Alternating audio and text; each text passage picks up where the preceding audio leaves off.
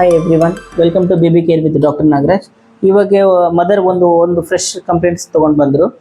ಏನಪ್ಪ ಅಂದರೆ, ಮಗುಗೆ ಬಿಸಿಲು ಕಾಲ ಇದೆ, ಜಾಸ್ತಿ ಹೀಟ್ ಆಗುತ್ತೆ ಮಗುಗೆ, ತಾಯಿಯಾಲ್ ಜೊತೆನೇ ಸ್ವಲ್ಪ ನೀರು ಕೊಡ್ಸೋಣ ಫಸ್ಟ್ 6 ಮಂತಲ್ಲಿ ಅಂತ ಹೇಳ್ತಾ ಇದ್ರು. ಫಸ್ಟ್ 6 ಮಂತು ತಾಯಿ ಹಾಲು ಬಿಟ್ಟು ಬೇರೆದೇನು ಕೊಡಬಾರ್ದು. ಯಾಕಪ್ಪ ಅಂದರೆ ತಾಯಿ ಹಾಲಲ್ಲಿ ಮೋರ್ ದೆನ್ 85% ನೀರೇ ಇರುತ್ತೆ. ಅದ್ರ ಜೊತೆ ಸ್ವಲ್ಪ ಸೊಲ್ಯೂಟ್ಸು, ಪ್ರೋಟೀನು, ಕಾರ್ಬೋಹೈಡ್ರೇಟು ಎಲ್ಲ ಅಂಶಗಳಿರುತ್ತೆ. ನೀರು ಕುಡಿಸ್ಬಿಟ್ರೆ ಓನ್ಲಿ 100% ನೀರಾಗುತ್ತೆ. ಅದು ಹೈಪೋಟೋನಿಕ್ ಸೊಲ್ಯೂಷನ್ ಆಗುತ್ತೆ. ಅದರಿಂದ ಏನಾಗುತ್ತೆ ಅಂದರೆ ಕಿಡ್ನಿ ಡ್ಯಾಮೇಜ್ ಆಗೋ ಚಾನ್ಸಸ್ ಇರುತ್ತೆ.